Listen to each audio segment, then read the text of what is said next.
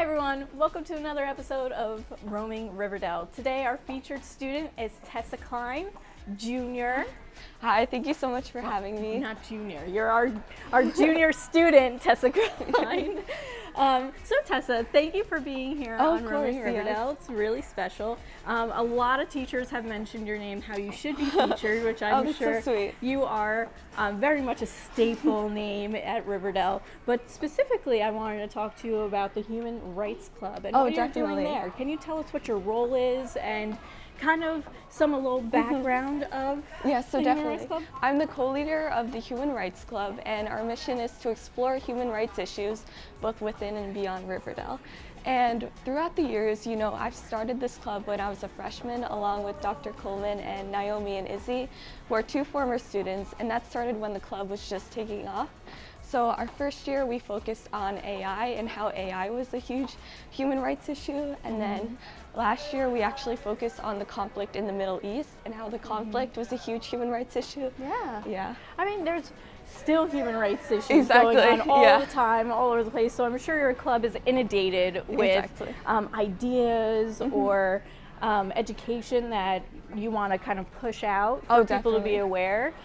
This year, what is kind of like your headline activity or topic? Because it seems like every single year you have a very specific niche that you're kind of looking into. So this year, because it was an election year, we actually focused on why voting rights was a huge human rights issue. So what we did is we created a voting postcard write drive, and we actually brought in a lot of students to write postcards to voters in Pennsylvania and Arizona during lunch one day, and we actually got over 100 postcards out. But then coming up, what we have is a really exciting new documentary that focuses on how math is a huge human rights issue. Oh, wow. And so math in terms of education, in terms of lifestyle, how is that a human rights issue? Yeah, so that's actually a great question. So I would say math is a human rights issue for two different reasons. So the first reason is that we have so much going on in our world right now. We have the wildfires in LA, the political division, and even just coming out of COVID. And I think math is really the language of problem solving. It is the language of science, and it is the language of logical thinking. And I think we're going to have to start to look towards math as a way to come up with these solutions. And I think the second reason is that we are actually so lucky to be at Riverdale because we have such a strong math department. And I think, unfortunately, this is not something that everyone else has. So I think research actually suggests that math is a way for people to get a lot of higher level education. However, we need to make sure that all students are given equal opportunity in order to have this higher level education. Well, they do say it's the universal language, right? Numbers are numbers in any language that you possibly speak. So that's a beautiful thing, and definitely a human rights issue also, because if you don't know your numbers and your math, you can't necessarily speak the language, right? And so you are having this special event that you're actually coinciding with another. We are. So in tandem with the Mu Alpha Theta Math Honor Society, we're going to be hosted the Counted Out Math documentary screening on March 14th, which is actually Pi Day, which is a Friday after school from 5 to 8. And basically we started getting interested in this because when we surveyed the club back in autumn about the human rights issues they wanted to focus on, one resounding response was they wanted to focus on education rights as a human rights issue. So me and the other co-leaders, we took this and we channeled this, and we actually found this new exciting documentary, which was the Counted Out documentary directed by Vicki Abrams. So I reached out to the director, and it turned out that we were able to screen the documentary here at Riverdale. So that's how we got it started. And when is that again? That's on March 12th? March 14th, Pi Day. How did I forget? 314, right? I remember that drilled into me. So 314 at what time? It's going to be from 5 to 8. 5 to 8 in the cafeteria? In the cafeteria. In the cafeteria, you're going to be streaming the documentary, Counted Out, which is amazing.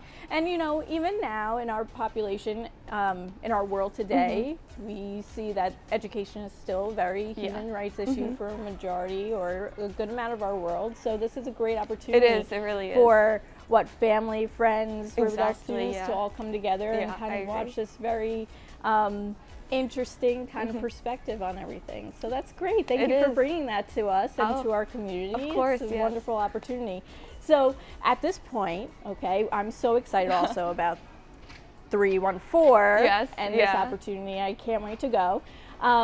Hopefully everyone else goes yes, too. Yes, that'd be great. But today we're at our Fast Five moment. Oh, I heard. Okay, ready? Yeah. You know what that is? I am. All right, so I'm going to ask you 5 questions. You're going to have a rapid answer for me, yes. okay? So what is your favorite hobby? I would say ballet. I actually dance in a local studio.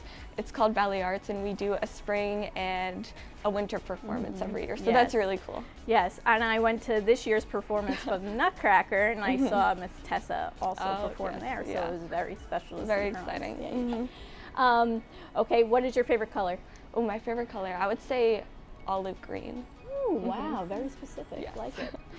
What is your favorite class that you have taken at Riverdale? I would say AP Environmental Science, which I'm currently in, because I think it combines this idea of mathematics, of science, with this overarching idea of human rights issues, because it focuses on the environmental crisis, and that is deeply related to a human rights issue. Yeah, and like completely your niche right now, right? Yes, so exactly. that makes total sense. I like that connection, because anything that we kind of do in our academic schedules can be related to us if we actually really look and pay attention.